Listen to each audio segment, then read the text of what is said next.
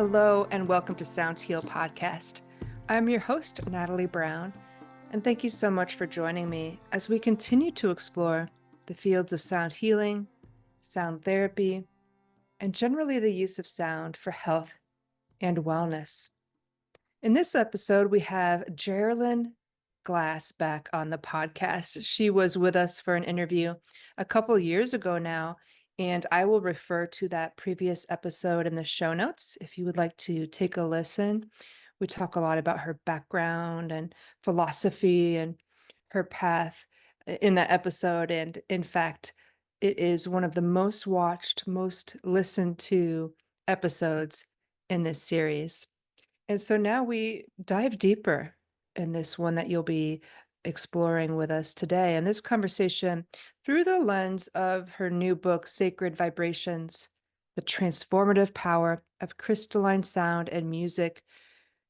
We are able to discuss and through the book really come to an understanding of the spiritual and scientific aspects of music. How does it really work? What is actually happening? And in the book, there's history, science, a sharing of experience, and many fascinating anecdotes from both Jeralyn and others. We discuss the structure of music, the science of music, and the ineffable. There's some things we can explain about this work, the effects of music, and some we can't, and the medicine in that. We talk about the journey of grief Jeralyn has experienced and what she discovered when she lost her son, finding courage and finding healing through sound and sacred vibration. And I found this book to be extremely inspiring and actually helped kind of uncover some things for myself that I really needed to explore. So absolutely inspirational, I think, and can be really helpful to people that are perhaps experiencing grief or hardships. We also discuss finding your authentic expression. So this is about your unique way in the sound field. How do we find our unique vibrational signature, our way? Because this field is limitless. And we discuss the aspects of offering generosity and what community do you want to offer to? So, a really interesting conversation that might be helpful to you as a sound practitioner. We discuss collaborating with other people. What do you need to know if you're going to collaborate with someone else?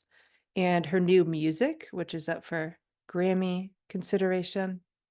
She has a new app, the inspiration for the app, The Source, we talk about, which will be having an official launch later this year, as well as just other potential developments and research that's happening right now. So a full, amazing conversation with Jeralyn. I just couldn't believe it. By the end of our conversation, how we flowed, it was really wonderful to connect with her again and explore all that she's offering. So I hope you enjoy the episode. She also leaves us with a sound experience, a sound offering at the end of the interview. I also want to mention coming up is the next episode of Sound Healing News. That's something that I do quarterly, exploring what's happening in our field right now.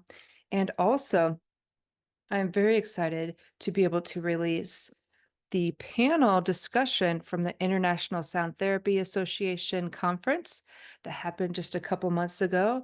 You'll be seeing that in December 2024 is when it will be released. And that was a discussion that I moderated with Joshua Leeds, Sarah Auster, Ben Carroll, Mike Tambiuro, and Mandara Cromwell. And it was a dynamic, collaborative conversation, really great audio and video captured from that. So I'm excited to release that this year yet as well. This podcast is sponsored by the Om Shop and Spa, located in Sarasota, Florida, as well as online at theomshop.com. If you're looking to up-level your tools, you're looking for something specific, they are a great help because not only do they have gorgeous custom instruments and instruments you can't normally find. They can really help you find that specific tool, specific frequency, as well as they have trainings. If you're able to make it there in person, they have a luxury spa. So I want to thank the Om Shop for their beautiful work and for supporting and sponsoring this podcast. Please enjoy this episode with Jeralyn Glass. Well, I want to welcome in Jeralyn Glass. She has been a guest before, and I'm going to refer everybody back to that episode because we talked Beethoven to bowls. We talked about her whole journey. So please listen back to that. We're going to talk about a bunch of new developments, releases, and projects. Welcome, Jeralyn, back to the podcast. Great to have you. Thank you, Natalie. I'm excited to share with you. Me too. I have to say, I have been walking around with your new book, Sacred Vibrations. I just went to a gathering on Sunday. I brought it out. I read some quotes. It is so inspiring in so many different ways, so many different elements. Um, I think it's been really reflective and actually healing for me in aspects that I didn't even realize just to read some of your personal stories and anecdotes in it. Um, but there's also science, there's history, there's music theory, performance setup, kind of woven in with narratives of your journey. So, my first question, with all those elements, maybe it's a two-part question. What was your mission in putting this together? And then how did you make all the elements you wanted to incorporate come together? That's not an easy question, Natalie. I was thinking about it because it's really been a lifelong work, and just reflecting upon a life in music and having that blessing of starting as a young person and being guided to an incredible voice teacher at age 11 who is still alive at this day. She's 102. She still sings. Just to have that blessing in my life and to be able to have landed in this field of music, as it's, I think I always knew that it was healing, but not in the way now, so I feel really blessed to have spent my life immersed, starting on Broadway and then going into classical music. So that's kind of the structure of who is this lady and what's she talking about with the crystal singing bowls and why does that matter? And then along the way, meeting beautiful friends and mentors like Dr. Sue Morter, Dr. Daniel J. Levitin, famous neuroscientist, and just being able to, John Stewart Reed and his Simoscope, being able to add that aspect of what's the spiritual aspect of music and how does it really work? Like, why do we get goosebumps? Why does music have the ability to go in and touch us like nothing else can? What's happening in the neuroscience of all of it? So I think it's been a lifelong journey and study and experiences in the field of music, and then being able to share those with the crystal singing bowls. Like, what are those? And I think I say somewhere in the book that, I'd say to my mom, like, Mom, really, here I am, this classical musician and a professor, and I'm playing these crystal singing bowls. I'm talking to my son on the other side. I think I lost it, and she'd go, no, dear, just continue doing what you're doing. You're helping so many people, so it's this mixture, I think, as you know so well, of this structured life in music, and then this place of the ineffable where music takes us, and then trying to align, like, okay, what is the science? Like, is there a way to prove, does the key of C really do this? Does an alchemy made of mother of platinum really do that? And I think we're exploring a field that's just opening. And what we both know so well is that if we have the integrity and structure of music behind it, it is powerful. And then we can keep it in, like in a sacred container, that miracles and healing and transformation is happening. And some of it, Natalie, as you know, we can explain. And some of it we just, we thank God. We thank The higher powers, we thank the universe for giving us this gift of sound, and sound is a medicine. Yeah, and to embrace the mystery, the grace, the unknown. Oh, that's almost my favorite part. But I also love that I don't think we really need to refer to this as woo-woo anymore, right? There is so much science that backs this up. There's so much, there's medical doctors using this work. I think maybe we can stop referring to this as maybe when we were getting into it and we got the, what are you doing now? I think we can kind of leave that behind, don't you think? Yeah, I do. I really do. Yeah, And yeah. and you know, as you said, like I got to present in December of last year in Washington D.C. At a big conference, Music as Medicine, and our leading scientists, researchers, medical doctors, music therapists, and they had never, for the most part, heard the Crystal Singing Bowls before. So most of the people were truly blown away by what they felt in that short presentation. So I think, and they're very interested, and the collaborations have started, you know, on that level. Excuse me. And so I think you're absolutely 100% right. I want to mention what I've found so interesting is that the way you spoke about your experiences with grief, um, really touched me in places I didn't realize that I was still navigating. And it was so beautiful to be able to read your stories, and you were so open about and vulnerable about how you've experienced grief, you know, with the loss of your son, your big angel. And you said at one moment, I actually have the quote written down because I was like, wow, yeah, this is so true. In your book, you write, we want to avoid thinking about death and feeling grief at all costs. Add in shock, trauma, and remorse, and it's not a great combination. How did I let these go and find peace? And so, when reading this book, and actually and when sharing this book the other day at this group I was in, I was like, whether you're into crystal bowls or not, this is there's so many insights for people that are experiencing hardships. And from the perspective of your work, what is it about sacred vibration that just it gets in there? It draws you in, and without really having to think about it, maybe beyond talk therapy, what is it about these vibrations that help you uncover your own healing? I mean, thank you. First of all, just I get goosebumps, and I appreciate so much your support of the book, and naming the vulnerability, because there were moments where I went, you can't write that.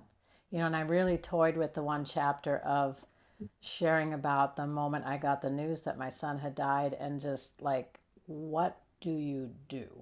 And I remember talking with my editor at Hay House and just saying, like, I'm not sure I really want to go there.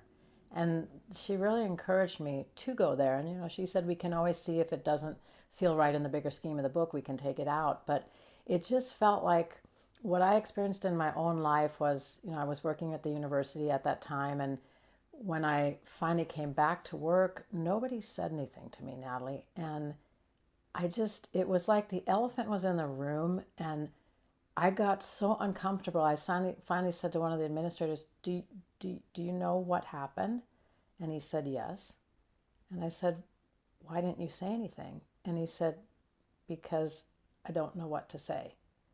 You know, and he was speaking for all the colleagues too. And it was just the pain of that, being in the space and people not knowing how to address it. So I think for me, it was important.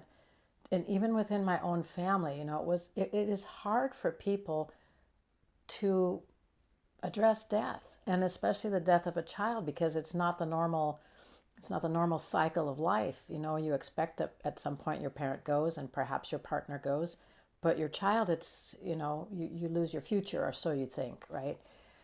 I think what I discovered was I was offered by three different doctors to take antidepressants. And, you know, it's popular, and for some people it's incredibly helpful. But I think I knew, because I'm much more a natural person, and I just thought, if I do that, it will be a temporary band aid, but I will not be able to feel. And then somehow I knew if I couldn't feel the grief, I could never transform and heal it. So the idea of pushing it away and putting it under the rug and having it be always for me the elephant in the room, but not having dealt with it, was like, it's not an option. I had to learn how to have the courage to sit in it, meaning that there were days where it just, I couldn't get out of my bed, and that was acceptable for me. And I think what I began to learn, especially with the crystal bowls, was that if I played them, they held and created what I felt was a sacred space. So it was like my intimate times, like, for example, bringing my son to bed. We'd always say our prayers, we'd do a little meditation, and he loved the bowls. He'd love to have one on his tummy and giving him his tummy tickles, and he'd love to have his sound blanket. So there was kind of an intimacy that was created already when he was 7 with the bowls, that I knew there was something so pristine about the sound. And when you think of, what we shared before, when you think of great pieces of music or moving pop songs, whatever it may be, you get goosebumps, you are moved, you're touched, and there's a kind of sacredness that happens with music that goes beyond words, right? And so when I started to play the bowls the first time, really after Dylan died, I played a selenite bowl, and that bowl sounded like nails on a chalkboard. And, me as a musician, I'm going, what are you doing wrong, Jeralyn? Like, there's not much you can do wrong with the bowls. You're tapping it and you're swirling it, but it sounds horrific. Well, what I came to learn was it was entraining with my grief. There wasn't anything I was doing wrong. I was opening myself, and it was entraining with the grief, and then it was reflecting the sound of the grief. But I didn't know that at that time, and again, it's like, we don't want to hear anything ugly, no nails on the chalkboard, no, too much dissonance or whatever. And the sound created a sacred container for me to feel. Could it have happened if I was playing other kinds of music? Maybe. It's just that's for me. And, just the action of swirling the bowl and just that circular action, clockwise or counterclockwise. And then again, like hearing that first bowl just scream. It was like, what is going on here? But in a certain way, it was really going into the places in my body where the grief was deeply buried, and helping to cut through and let it be expressed. And then when the voice entrained with it, just sounds of just sounds of keening and groaning, sounds of pain and grief that normally one doesn't make, because it's too ugly. It doesn't fit in our concept of nice or good, or, I think that the crystal bowls, partly because of the quartz themselves being this, we are quartz-like in structure, our bones and our blood, and they held me. And I think as I went further in working with cancer patients and hospice patients and veterans, the thing that became so apparent to me, and at first I thought, okay, I can relate to these people because they have had trauma in their lives, or they're dealing with intense pain, right? And I don't have to say anything about my son. I just know that they understand where I'm at. But what became apparent was the more I shared sound with them, Natalie, the more I recognized this sound, this music is love. It's pure love. Now, how do I communicate that? I just remember sitting in the room with 25 cancer patients after doing a sound bath, and then we would share after the sound experience, and every single person expressed a transformative feeling, and present in that room was love. And I think that, when I left that session, the first time I really felt it like that, I just sat in the car for a while trying to digest what happened and where did that love come from? Was it me? Was it the sound? Was it all of us in this harmonious orchestra where we were, as you described, what I tried to share in the book, we were absolutely vulnerable. We were absolutely authentic. And music helped create the space to be that. And that's what I try to do in my trainings. That's what I try to do in all interactions when I'm helping people choose bowls, is find that, because I think that's the essence of all healing. I think that's the essence of the music that I love to sing and listen to. And I think that's the essence of healing sound, is that it's infused with heart, with love. And that's the ingredient, love, that we need to heal. Yeah, that's really beautifully said. And you hit on so many amazing points there. And it seems to me that, at least from reading your book, that the more that you did that, the more you, I guess you could say, connected to higher vibrations, which really led you to the beyond, to the heavens, and having this deeper connection with your son than you ever realized. Yeah. Right. Yeah. Yeah. I mean, there were moments where I would just land in the grief and just wish that I were no longer here. The one that was so intense was, I just, it was so heavy. The grief was so heavy that I remember thinking, I'm just going to go in the kitchen. I'm going to get a knife and I'm going to end it. And I freaked out. Like I was having an attack of grief and anxiety and lack of purpose or whatever. But it was just, I lost it. And I called my mom, and she knew exactly where I was. She knew just from hearing my voice. And she just said to me, I understand. And she was dealing with her own grief. She was very close with Dylan. But she just said, I understand, but if you're thinking of taking your life, I'm going to kill you first. And it was just like, whoa, that sobered me so much, because I recognized when I fell into that place of just extreme, I don't know, just extreme losing it, I recognized if I did something like that, it would also incredibly wound my mother. Like, it was like, Jeralyn, you have to be able to sit with that and breathe it and feel it. And what I recognized is when I would do that, it would release, Natalie, and then I would elevate. If we want to say I would raise my vibration, or I would elevate my vibrational frequency, I can say it like that to you. But I recognized when I sunk really deep in those feelings, I couldn't connect with my son. And it's not something you can force, it's just something you can become aware of. And in those moments, just go, okay, I'm having a self-pity attack. I'm having a grief attack. Let me breathe. Let me feel. Let me just hum to calm my nervous system, to calm the cortisol. Let me just bring myself back to center. And then let's just say I would go out and take a walk, or I would write something, or I would draw something, or I would play the bowl. So I would do something creative or something physical to just move the energy, and then it lifted. It would dissipate. So, we run that gamut of pushing it away and then embracing it. And when we embrace it, if we land in it and we feel like, oh my gosh, I'm never going to get out of here, then that's not a good thing either. So it's being able to land in it, use it as something that's grounding, and then, it was a struggle for sure to open then my heart and go, okay, feel the feelings, but don't wallow in them, and don't sit in them forever. Don't make decisions when you're in that state. Just, sometimes I would just move my body, move the energy, walk briskly, and really ground my heels, like do things physical so I could feel the energy, but it was moving, right?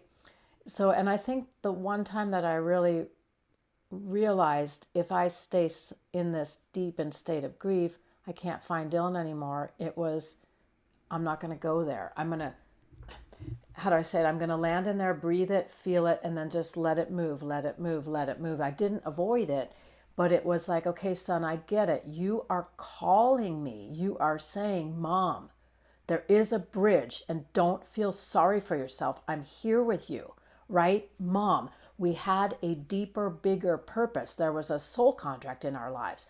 Don't wallow in it. I mean, and it was just like, there were times it was like, okay, but here's this mom, with this broken heart. What do you do? How do all of us, how do we accept our fates in life, whether it's a physical illness, traumas, whatever it may be?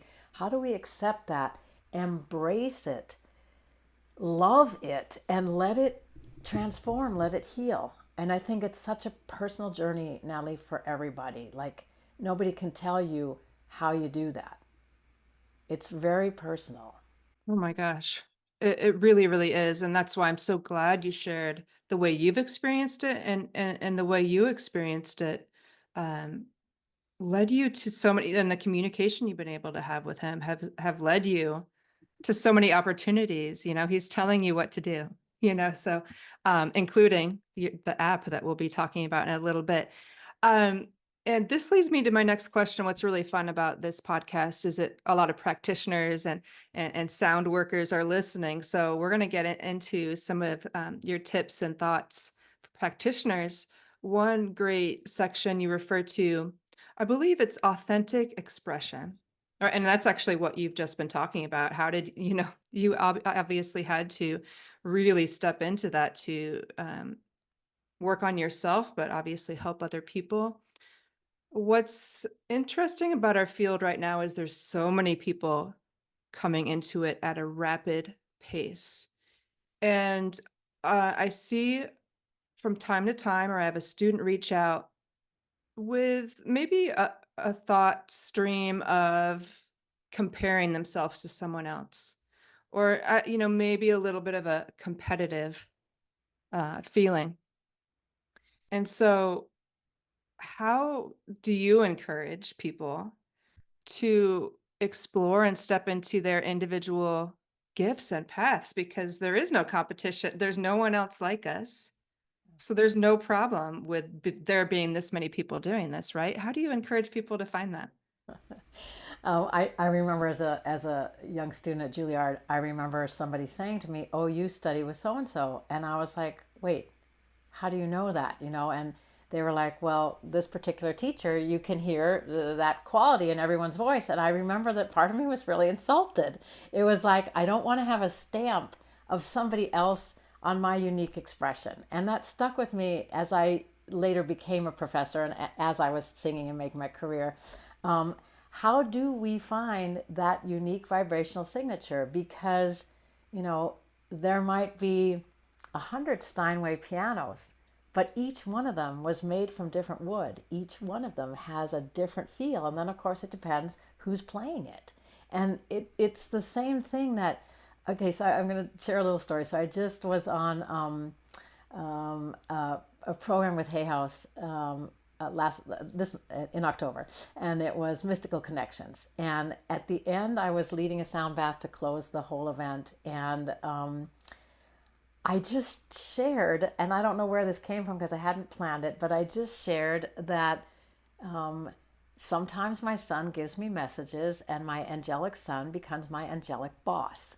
And what happened was then I had a consult a few days later with someone. So, very unique human being. She was watching the presentation. She's works with psychic energy. She also is working with light language, which I'm sure the people that are listening know about what that is, and this kind of channeling of different sounds. And as we talked, she said, "I got a message that I was supposed to purchase bowls now," and not just that, but she said the message went something like, "You need to get them from the boss." And she said, "I wrote it down, but it wasn't until I heard you say that about your son, that sometimes he becomes your angelic boss, that I knew I was supposed to connect with you." So, very individual to this woman, we found exactly, so you can appreciate this. It was the grounded note of the F sharp. Now, why that for her? Well, I had her tone and make some sounds and do the light language with me. And, the first thing was she had said, "I'd like to have something that relates to the heart." Well, the F note did not work. It just didn't work for her. And when we played the F sharp, boom, she lit up. Right? So now, can I say to you exactly why that? F sharp can be known to be working with the thymus gland. It can help with immunity. Natalie, we could say all kinds of things technically about it, but it was apparent that the F sharp, her whole being lit up, her voice came out more freely, and then the alchemy of that was ocean gold. So she had also a connection to dolphins, to water, and it was the perfect bowl. And then we paired it with actually an octave F sharp. So there was something for her about deeply grounding the sound, and then using the octave above it to create that sacred container. I could tell you hundreds of stories about other people that suddenly we know this rose quartz bowl is it. And again, you might say, if we're talking just about the bowls, you might say, I think I need something for my root chakra to ground me, but the original wounding was in your throat chakra. It wasn't at your root chakra. So maybe we need the note of a G. Again, this is so individual. And I love to think about it like everyone is a member of this unique orchestra of humanity. Some people play the flute, some people play the harp, some people are the conductors, right? But it's like in the book, I share the one story about when I was a young student in the Zurich Opera Studio and hearing two performances of Fidelio, which was an opera then I went on to sing many times in my career. And I was trying to figure out as a young student, how could this possibly be the same piece of music? It was the overture, starting there, sounded completely different from one performance to the next. Why? Because one conductor was totally in there, was totally present, was totally creating in the moment with all the different orchestra members and the singers, and the other one was doing it by rote. I mean, that's the only way that now I could describe it. So I feel like our job as teachers and coaches is to first encourage people to understand there's one of you in all of time. And if you don't let that essence of you express, it will never be expressed. There's a quote that I love that I put in the book from Martha Graham to Agnes DeMille, pioneers in the field of dance and choreography, that basically says that there's one of you in all of time, and your job is to identify that and open that channel and express it. It's not yours to ask, am I good enough? How do I compare with others? What you were asking about the comparison. And that takes a really strong grounding. Takes that wisdom of just knowing there's one of me, and I have a very strong life purpose contract, soul contract. I'm here to express. And so I feel like our job as teachers and as practitioners is to keep our human instrument tuned, as finely tuned as we can. So we get the piano tuned, we tune the violin. How do we tune this? Because this gets very out of tune, and I know all of you can relate to that. There's times where you're angry, you're frustrated. This isn't fair. This is not an integrity. This is hurtful, etc., etc. How do we tune ourselves when we get out of harmony? And I think what we're talking about, working with sound and sound as medicine, it's very important to keep that concept grounded in us and side by side to know that I'm a unique player in the orchestra.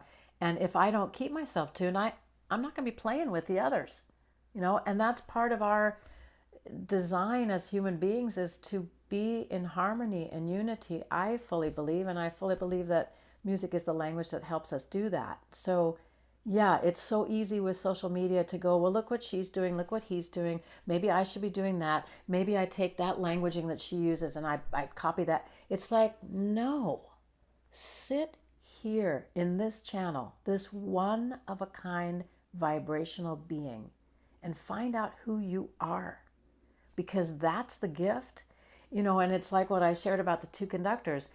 I might be playing a set of bowls, and if somebody else walked in the room and played the same set of bowls, it would sound completely different, because we're interacting.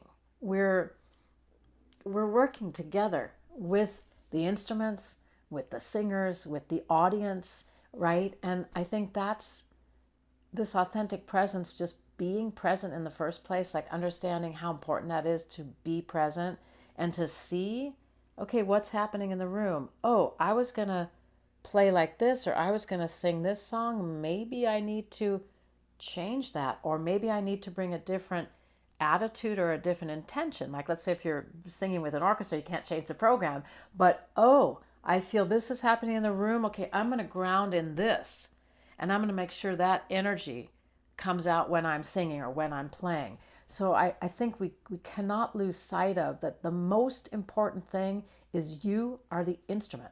Whether you're playing the violin or whether you're playing any instruments, you're the one that's doing it. And this human instrument has to be balanced and harmonized in love in pure intention, in integrity, and really, as you said, Natalie, in this authentic presence, trusting that here I am.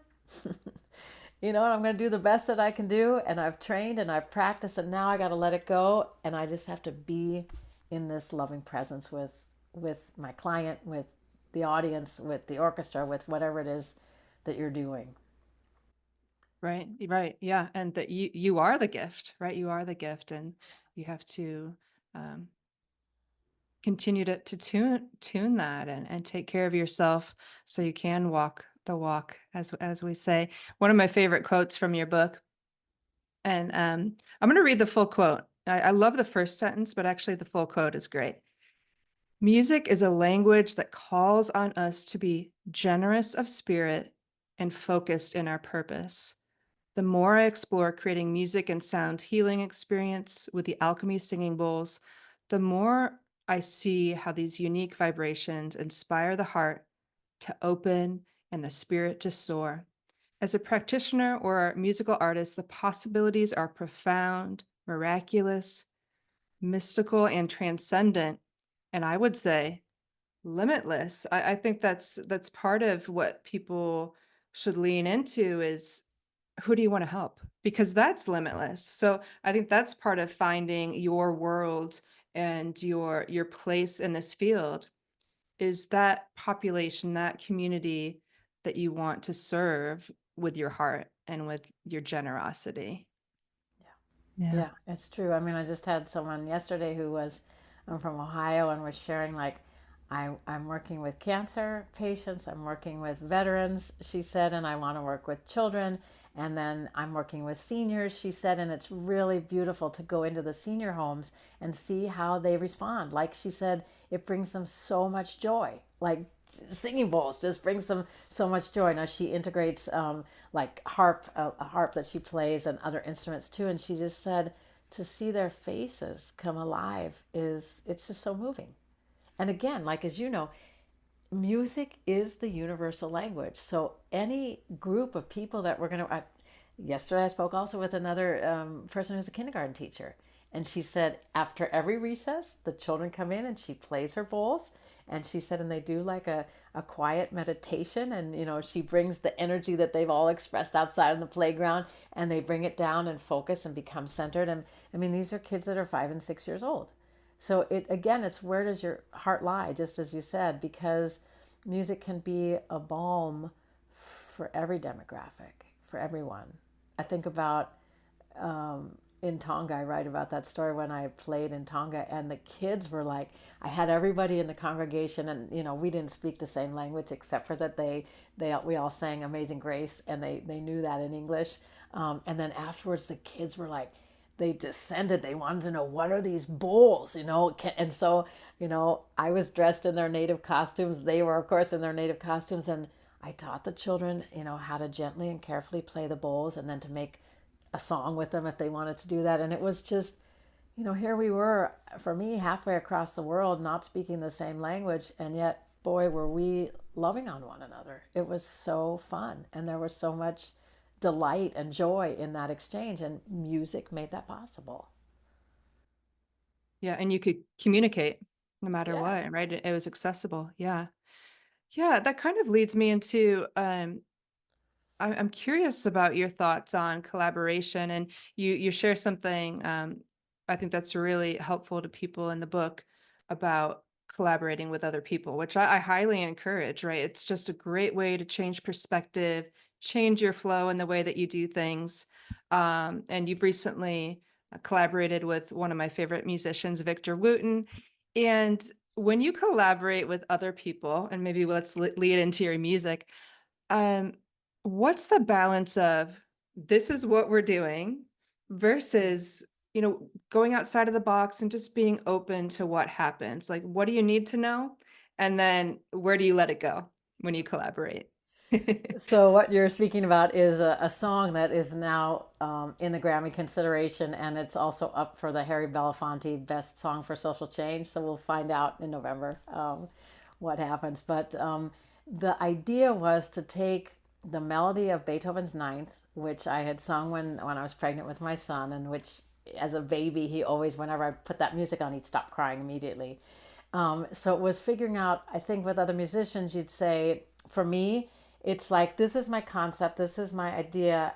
How do you see that? What might you like to add to that? So I work more that way than to say, boom, boom, it has to be like this. Can you do that? So what happened with Victor, so we did 5 verses. So we have Anders Holte starts, and he's an incredible musician. If you all don't know his work, please look him up. Just an incredible singer. He starts it, and for him, the correct key was E flat. Okay, so obviously, if you're singing, it's got to be a key that feels good to you. Then we modulate, and I do the second verse in the key of C. Then we modulate again, and Johnny Harrison comes in the key of A. Then we bring in Londrell, who's a spiritual rapper. He stays in the key of A. And then Victor Wooten comes in the key of B, and the song ends in the key of B. So we started at, I mean, this was kind of the concept, but it's really how it worked out so beautifully. We start in the key that could be associated with the adrenals pancreas, right? It could be associated, the D sharp would be associated with between chakras 2 and 3.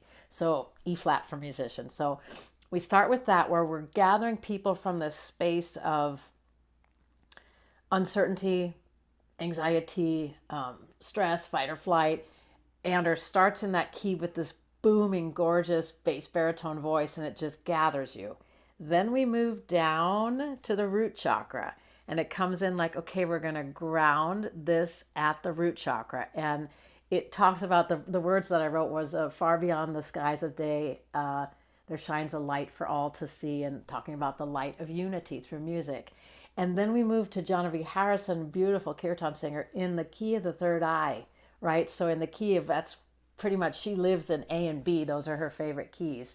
So we chose the key of A. Londrell stayed in that key. So again, just the musical structure was giving insight, intuition. And then Victor moved into the key of the divine. And boy, is it divine. And then it closes with the last verse in the key of B, and then it ends with singing bowls. So the last bowl you hear is a grounded B note. So I would say this collaboration and the structure was morphed a little bit depending on what each person really wanted to do with it. Londrell wrote his own words. Jonathan did improvisations, and then Victor, God bless him, I thought he was going to just do his solo verse in the key of B, but he plays the bass throughout the whole piece. So it's like he was inspired to do that. So I feel like it's a great question. I think it would be different in every situation. In this particular situation, and then the two guys that really worked on the structure was Jeffro, who we did together one of the pieces from Sleep Soul, the album Sleep Soul, and then Chris Scholler, who is known for his soundscapes. So all of us together and finding the way to unify that and have everybody feel satisfied and fulfilled. Again, like they were each bringing their gifts and they had full space to do that. I think that's the important thing for me in collaboration is here's a general structure. I'm going to bring this. Let's go in this direction. But then how do we flow together in the moment with our presence? I think that's the magic of music is, I'm not a jazz singer in that sense at all, but this sense of being present and improvising. So all of us in our own way, we're improvising. And I think that is an important aspect to collaboration. Same, Chris and I did an album that's up for Best New Age album consideration that's built on the pentatonic scale. It's called Pentatonic Visions. Same thing. I recorded bowls, and then he felt, okay, this track calls me to do this track calls me to do that. And for me, that's the beauty of collaboration is I encourage the highest light in you to meet the highest light in me. So we encourage that in each other, and that creates hopefully music that people love to listen to, and that can be healing and transformational for them because there's acceptance, there's love, there's permission. As my teacher used to say to me, take the question mark off your back. So that question mark, what you said earlier about the comparison and like that, the question mark is removed. So I'm giving my gifts. I'm going to intend that they come in an expression that's the highest light and love, and that it will be of service to everyone. And then when all of us come together and do that, I think it's magic. Oh my gosh, that's amazing. And I don't know if we said the first one we were talking about with Victor Wooten and others is called Joy Reboot. And I think it's about 8 or 9 minute. Um, yeah, it starts with the crystal bowls, there's vocals, there's a spoken word, and of course the bass throughout. You can find on Spotify, Apple Music, and your album too, Pentatonic Visions. I mean, it's out. Anybody can Yeah. listen to it now. Yeah. Yeah, and there's a beautiful film that Fontux Productions made of Joy Reboot, which I highly encourage anyone to watch. It's on the YouTube channel Crystal Cadence, but it's beautiful because it brings together exactly this message of we're all on a journey. Like the song starts with love will lead you on your journey. Love's your inner guiding light, right? So and it just shows, from kids to grown-ups, everybody coming together wherever we are in the world through that power of the universal language of music, and music really as a medicine, as a healing modality that holds us together, unifies us. And that's the spirit of Beethoven's Ninth Symphony, is that unity of all people. Amazing. What a Yeah. collaboration. Yeah. Best wishes for potential awards just to get that awareness out there of this music and this expression is phenomenal. And you do so openly share. I mean, even with the book, um, there's a QR code. You can listen to meditations. You have your portal, and now an app, which there is a free version of, and then you can get access to more things. Let's get into Source, which of course I think has been in the works for maybe 4 years. Yeah. Source Be Inspired, the app. Let's hear about the development of this and what it offers. Thanks, Natalie. And what you mentioned on that QR code in the book on page 233, there's a beautiful film. That's a 20-minute film that Fontux also did. That's I highly invite you all to take a watch of that. Um, Source. I'm sitting with my mom, who I think you've come to see and is very, very close. We're very, very close. And I hear my son go, Mom, we're going to make an app. And we're sitting on the sofa, and I'm like, wait, I'm just talking with your grandma, with my mom. Mom, we're going to make an app. Mom, we're going to make an app. And it was just like, okay. And it happened that one of our friends was also over who knew two young men that had done an app. And so the whole thing kind of birthed that evening. In the middle came COVID, and it was sort of everything was put to a stop, but it has. It's been a 4-year journey. And Dylan's prompt was really, Mom, we need to put this information in everybody's back pocket. So wherever you are in the world, most people have access to a cell phone of some kind. And so the idea was really, you could go on the cell phone, you could hear Jonathan Goldman speak, you could hear Dr. Daniel Levitin speak, you could hear Victor play and describe and teach you things, you could hear sound baths, you could do some special kinds of yoga. So the idea was that, again, sound and movement, vibration, the science behind it, that's what is connecting us. And Mom, you got to get this in everyone's back pockets. So I tease him now because it's been a long journey, and we've had a soft launch, and we're going to do an official launch at the end of the year.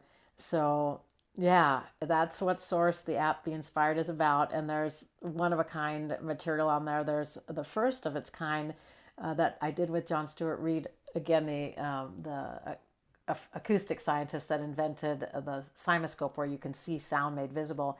We actually have a video of me playing bowls, and as I'm playing them, John's son has actually had the cymoscope images coming out of each bowl. So it's kind of like a fantasia, but it's really seeing in the moment exactly what the shape of the sound is, and it's very cool. So we're continuing to do new material, comes on every month, and continuing to add to this richness of the power of sound and music and science and spirituality, and why that is important for each of us, how that can help us, as we're talking about in this conversation, to be the guardians of our own healing, to be the guardians of our own tuning, to know that we can empower ourselves. We don't necessarily need to go outside of ourselves, but to first find that way to tune in and know, who is this being? Who is this? Because you are a gift, and there's one of you. And sound and music as medicine can help us to discover that, to explore that, and to help us keep in tune. So that's Source the app. Be inspired. So cool. Congratulations on all these things coming forth, between the book and the app and the music, just all these things coming forth almost simultaneously. It's pretty amazing. And your Oracle deck, right? And so maybe just one last kind of final question, and then if you want to leave us with some sound, if you're inspired at the end, I would love that. Um, Maybe my final question, right? You have a lot of moving parts going on right now. People you're teaching, collaborations, maybe the collaboration with is it Minerva University? Minerva Um, University, yeah. what are you so excited about? Right. I mean, probably millions of things. What's coming forth next that you're seeing a lot of potential with? Well, we have created a lab at the Minerva Institute, and that's in San Francisco. And it has been voted for 3 years in a row the most innovative university in the world.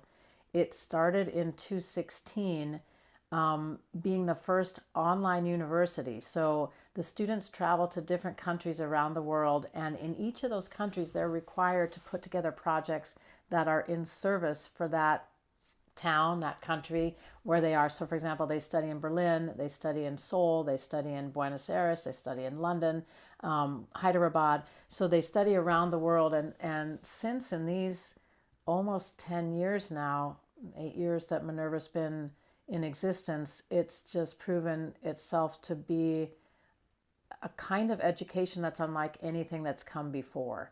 And the students come from, I think, over 110 countries around the world. Again, it's what we've been talking about. It so aligns with how I feel about the power of music. And so we started a health, wellness, and the brain and music lab last year in June of 2023. And starting to experiment now with the bowls. And I'm just very excited. Dr. Lipton, who I mentioned before, famous neuroscientist, has basically said, Jeralyn, do your work. Do this work that we're seeing here because it's so effective. And we are collecting anecdotal studies, case studies, etc. But he said science will take a while to really catch up, but we started it now last year with Minerva. So I'm very excited of where we're going to go. We are fundraising for that. So if anyone's interested in that, that's also on our website, Crystal Cadence. But I think there's so much potential, especially in these new forms of sound. Natalie, I was at Victor's camp in the summer teaching, and we had an experience where I was playing the bowls, and then I had everybody toning, all different harmonies. It was beautiful. And one of the professors who was there stood up and just said, Jeralyn, I'm freaked out. What happened? What did you just do? Because he said, I have Parkinson's, and I stopped shaking. And it was pretty amazing. And he said, I'm not wobbling anymore. And he walked around in the room, everybody was still toning, I was playing bowls, and that stability lasted the rest of the 3 days of camp. And I've since spoken with him since he's been home, and he said to me, Natalie, what frequency did you use? What was it? Because the trembling came back. And so I think this is also where we're going, because my idea is that it wasn't just the frequency or the tuning or the alchemies of the bowls. And by the way, I was playing a pentatonic scale, so that's what I was playing, and it was tuned to 528 hertz. And I told him that, and then I sent him a little soundtrack for him to work with. But I also think it had to do with that there was a group of loving human beings in that room that were all toning from their individual, unique vibrational signatures. They weren't trying to be somebody else. They were just ah, ooh, whatever it was. Everybody was toning together as I played the bowls. I think that had a big thing to do with it. And again, these are the things that we will study at Minerva, that I think the sound practitioners that are listening, I'm sure that you're aware of many things that are being done now as this field, as you said, Natalie, expands. But I'm just excited to see where it's going to go. As Dr. Dan said to me, keep doing what you're doing because it's working, it's changing lives, and science is coming along, and science is going to put more and more information and research behind it, but it's a longer process and it's expensive, and there is definitely a commitment there, and that is exciting to me. And what else? I know music is up on the plate again, so just more and more ways. I'm working on actually a classical album, so with very well-known melodies from the world of classical music. We're going to take those melodies and infuse bowls in them, and other instruments too. So that'll be like a more really deeply relaxing with famous melodies. So that's on the plate for next year, 2025. And also I'm creating a new retreat that's for all people. It's just been asked again and again. And normally, excuse me, I'm training practitioners, but after what's come from the book and just everything that's been happening is, can you please offer retreats for regular people? We don't want to learn how to play the bowls, but we want to experience that. So it's going to be about exploring your authentic voice, exploring exactly what we've been talking about, your authentic presence. How can the bowls affect your system? Where do you feel it? You know, as what happened with the professor there, suddenly, boom, he was grounded and stable, and the Parkinson's didn't have him. So that's going to happen next August of 2025, that we're just announcing now. Yeah, so Great. Yeah. So experiential for everybody. Yeah. experiential, yeah. Wow. So what? Amazing. So much coming forth. Yeah. I wondered if you could, for those that are about to listen, and you mentioned in your book, the shimmery effect.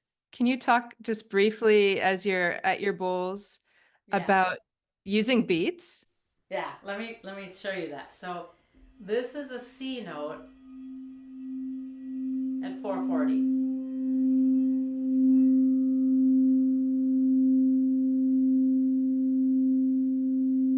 This is a C note at 528 hertz tuning.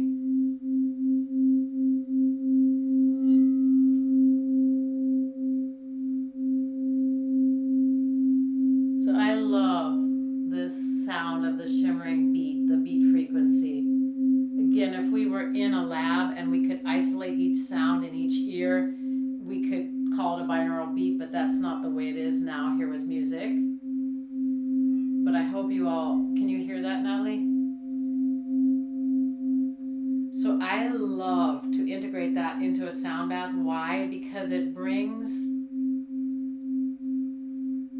this kind of clarity and focus for most people. And so what I'll do is I'll put a sacred interval underneath it. So take a listen.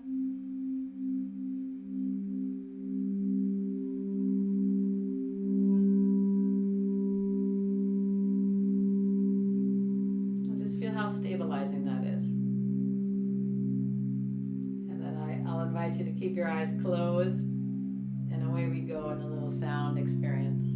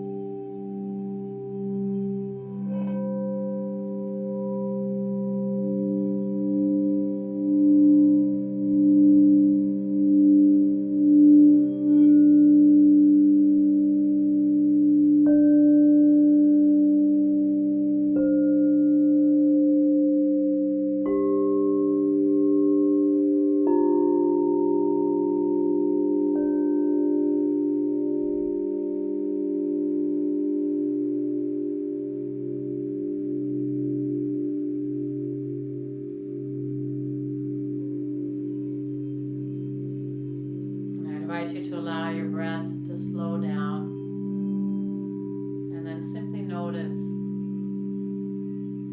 where do you feel the sound resonate in your body?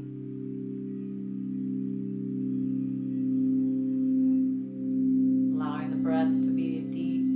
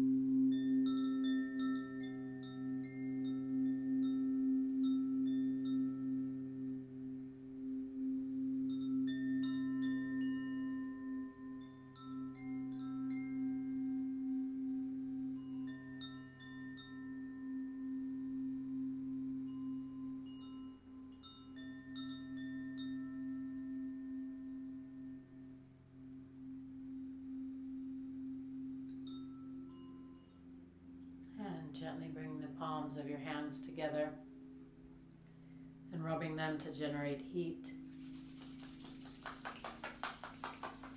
And then tenderly begin to stroke them through your scalp, caressing your cheeks. And begin to tap your shoulders, your upper arms, your wrists, your chest, going down your central channel, your belly, your lower abdomen, your hips, and your thighs. And then gently yawning and stretching and opening your eyes. So what you just heard was this.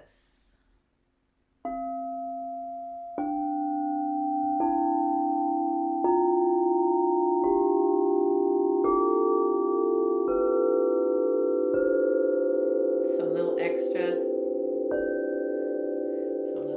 down here, and some little extra here. So for me, when we can use these sounds of deeply grounding, really connecting up through the central channel of the body and then going above the crown, we have that whole ability through sound to bring in the light, to activate this light that we truly are. Once again, our unique vibrational signature. So that light pours in and I go, okay, I'm Jeralyn. I'm being present as Jeralyn, whoever she is in this moment, showing up with Natalie and sharing with you. I'm grounding that down below my feet and saying, yes. So thank you so much for having me, Natalie. Amazing. Yeah. Connecting heaven and earth. Absolutely beautiful. I know I needed that.